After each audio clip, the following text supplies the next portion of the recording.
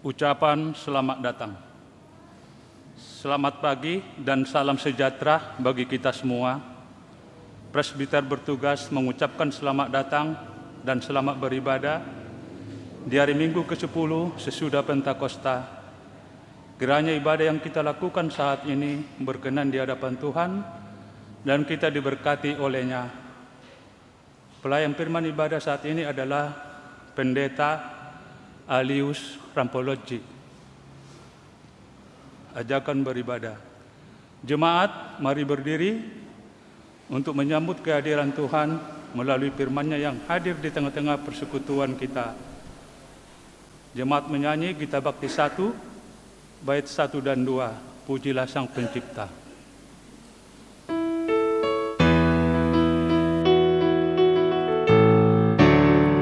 Pujilah Sang Pencipta Maha Mulia, pujilah Dia hai segala makhluknya.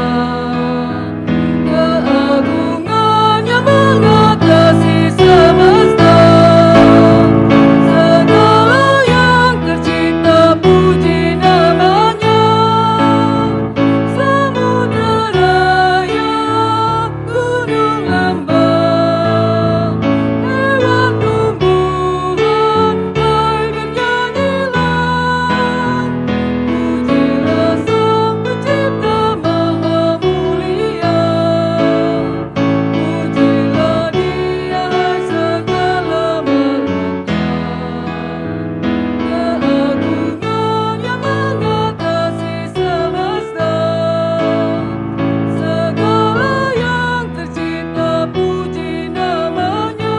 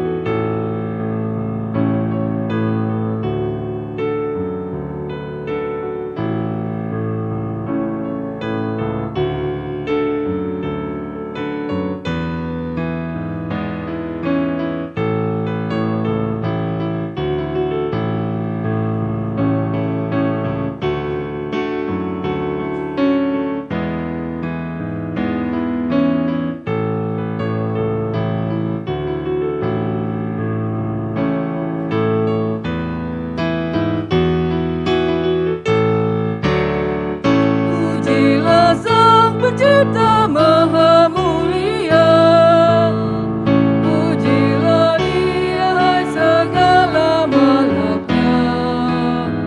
Keagungannya mengatasi semesta, segala yang tercipta puji namanya.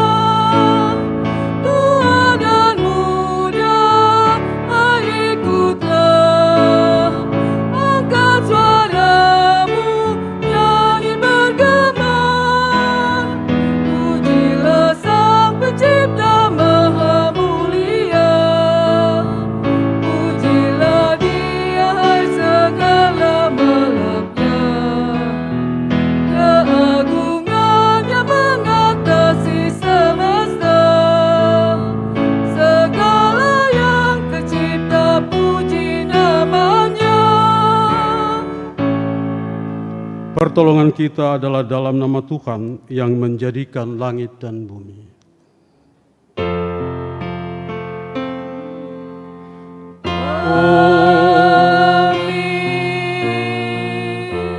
Mazmur 40 ayat 6, banyaklah yang telah kau lakukan ya Tuhan Allahku, perbuatanmu yang ajaib dan maksudmu untuk kami.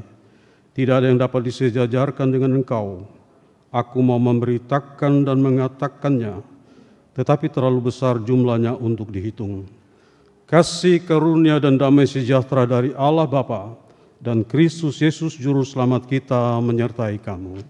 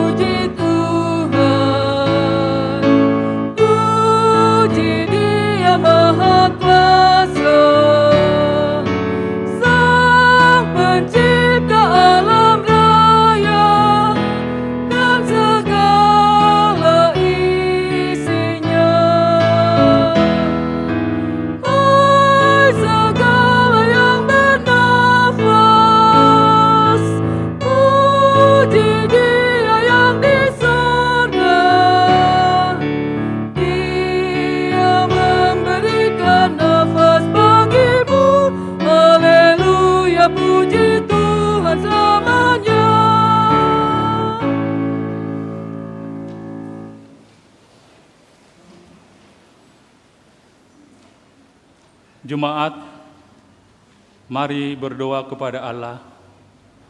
Kita berdoa. Allah Bapa Surgawi, kami mengucap syukur oleh karena kasih setiamu yang senantiasa kami alami di sepanjang minggu yang berlalu dan di seluruh perjalanan hidup ini.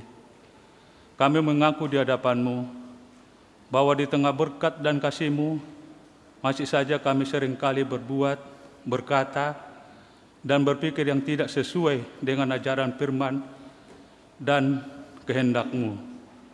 Kami lalai dalam mengasihi sesama kami.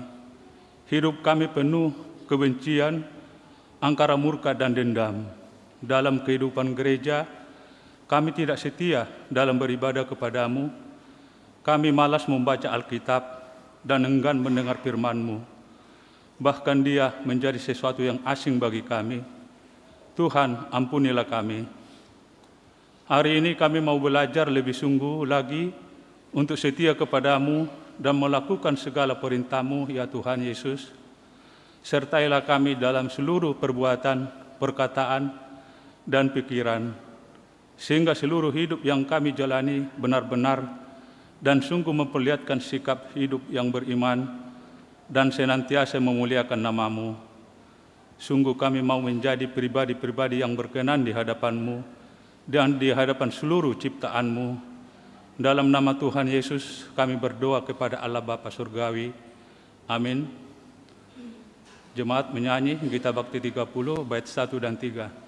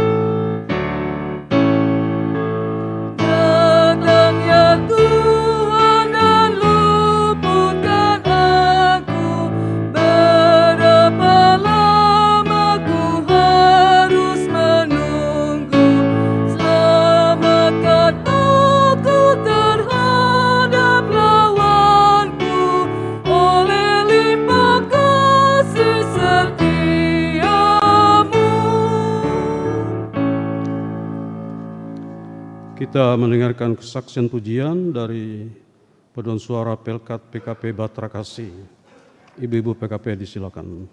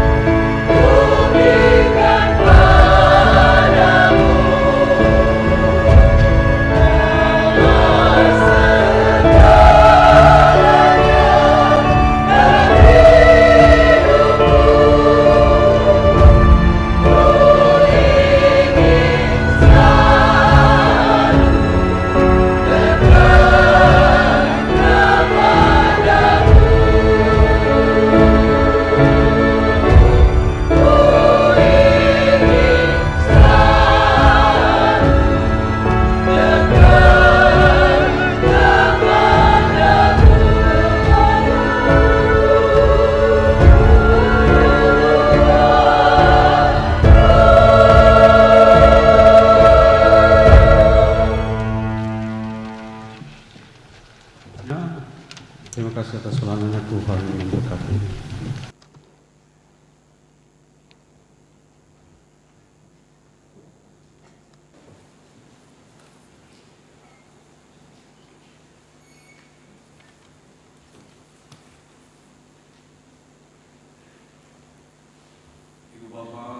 Mohon pertolongan Tuhan agar firman Tuhan yang kita dengar pagi hari ini tidak berlalu begitu saja, tetapi boleh menjadi landasan kehidupan kita yang bersaksi dan melayani, yang memberi kekuatan, kebanggaan bagi kita sebagai murid-murid Yesus.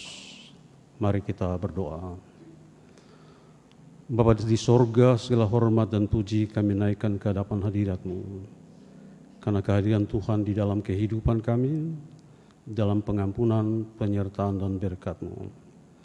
Teristimewa saat ini ya Bapa dalam ibadah kami akan membaca dan merenungkan firman-Mu. Di dalam keterbatasan kami sebagai manusia yang mudah terkontaminasi dengan dosa.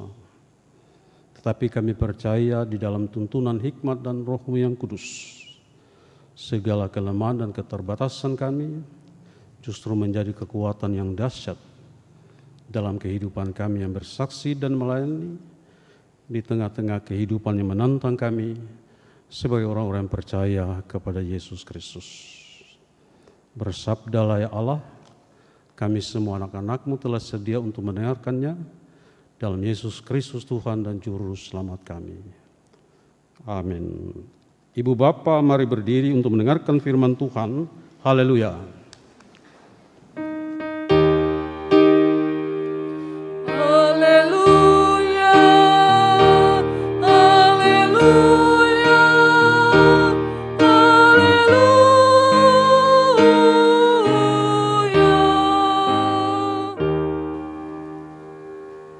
Pembacaan Alkitab hari ini terambil dari 1 Timotius pasal 1 ayat 12 hingga ayatnya yang ke-17 yang mengatakan, ucapan syukur atas kasih karunia Allah. Aku bersyukur kepada Dia yang menguatkan aku, yaitu Kristus Yesus Tuhan kita, karena Ia menganggap aku setia dan mempercayakan pelayanan ini kepadaku. Aku yang tadinya seorang penghujat dan seorang penganiaya dan seorang ganas, tetapi aku telah dikasihaninya. Karena semuanya itu telah kulakukan tanpa pengetahuan, yaitu di luar iman. Malah kasih karunia Tuhan kita itu telah dikaruniakan dengan limpahnya kepadaku dengan iman dan kasih dalam Kristus Yesus. Perkataan ini benar dan patut diterima sepenuhnya. Kristus Yesus datang ke dunia untuk menyelamatkan orang berdosa, dan di antara mereka akulah yang paling berdosa. Tetapi justru karena itu aku segala zaman. Selamat pagi Bapak, Salam. Terima kasih buat kehadirannya dalam ibadah ini. Tuhan kiranya memberkati Bapak secara luar biasa. Secara pribadi saya mengucap syukur, lebih dari 4 tahun baru saya kembali di tempat ini. GPIB mengembangkan tema bulan Agustus dan September ini, kepemimpinan misioner dalam budaya digital. Dan secara khusus pada bulan Agustus tema adalah kepemimpinan yang misioner. Apa yang kita baca tadi dalam 1 Timotius pasal 1 ayat 12 sampai 17 adalah bagian dari surat-surat pastoran. Minggu ini GPIB membaca kitab Hakim-Hakim. Kitab Hakim-Hakim adalah suatu periode sejarah sesudah Yosua, pengganti dari Musa itu meninggal, sampai ke zaman Nabi besar itu Samuel, di mana kerajaan Israel terbentuk. Di masa hakim-hakim inilah sering terjadi kaos, kekacauan yang melanda seluruh Israel. Karena Israel belum bersatu secara nasional. Mereka melawan secara suku atau daerah terhadap gangguan-gangguan yang datang dari luar Israel.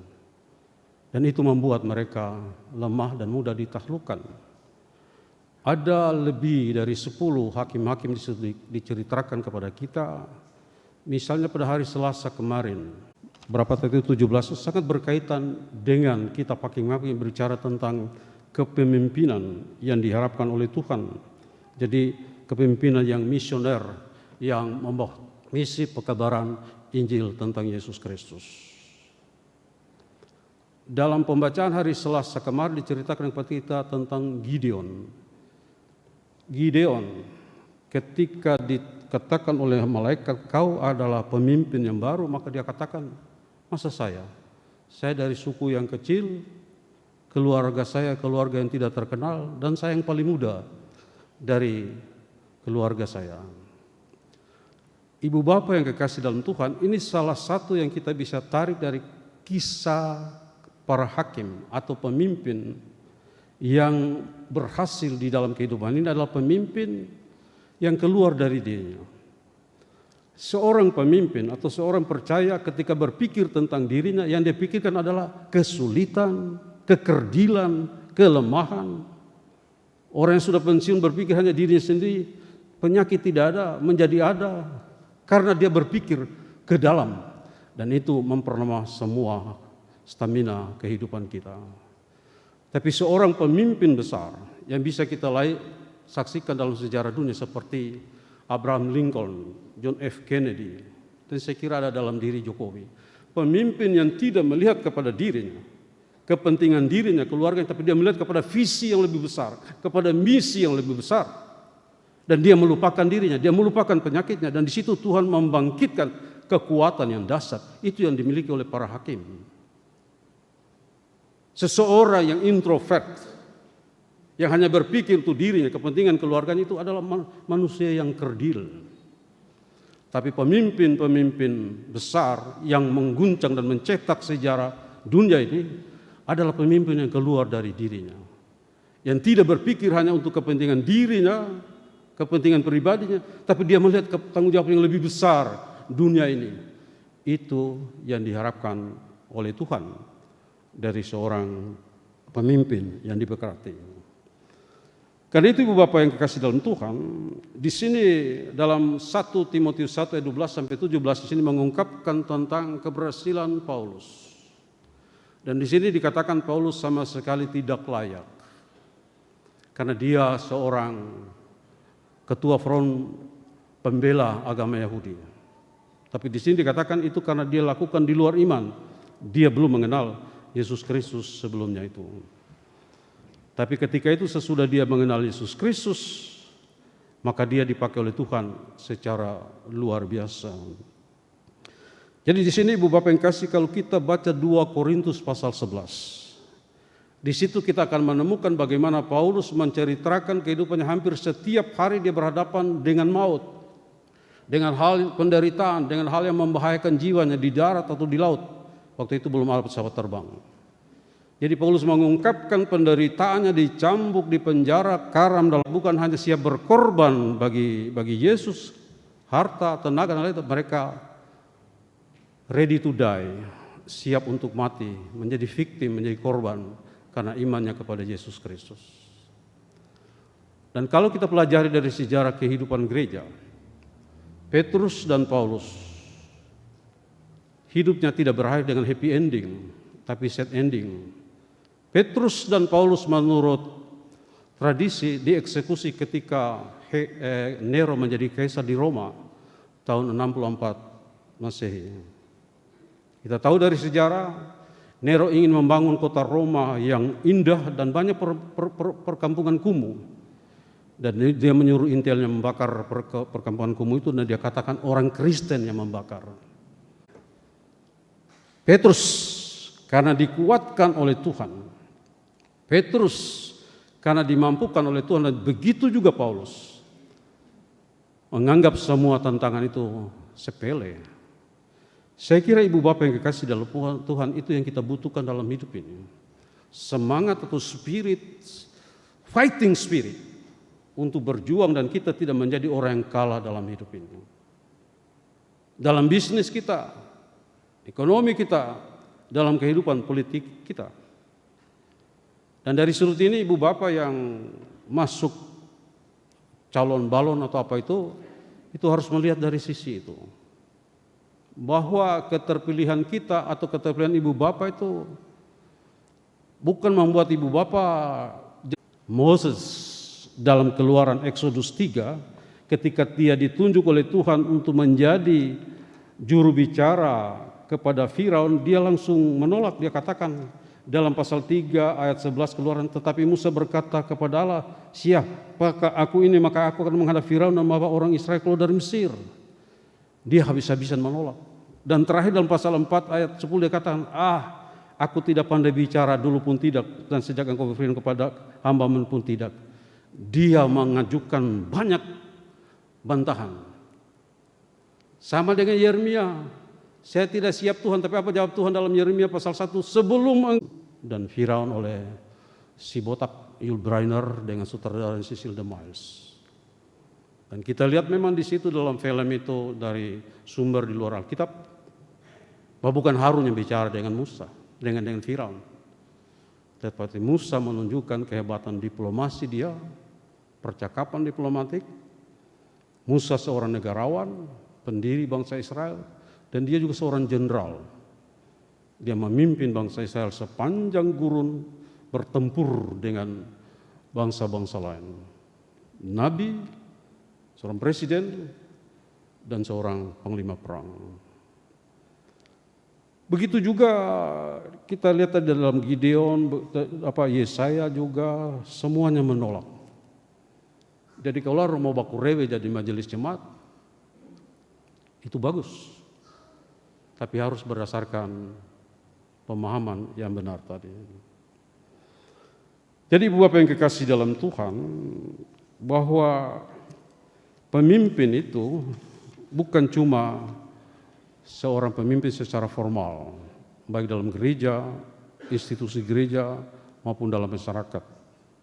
Coba mari saya senang sekali tadi waktu berdoa, waktu membaca Alkitab, hampir semua 99% ibu bapak membaca Alkitab. Itu good, itu bagus sekali. Coba buka 1 Petrus 2 ayat 9.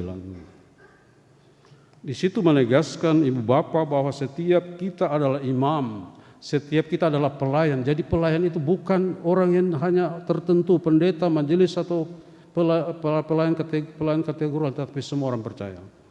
1 Petrus 2 ayat 9. Kita baca bersama.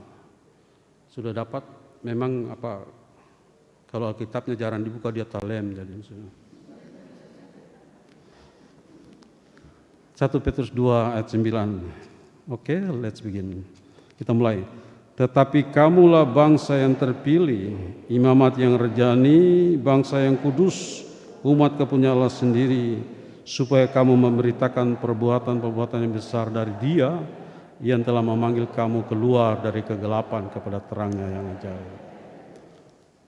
Jadi ini tidak dikatakan hanya kepada pelayan khusus.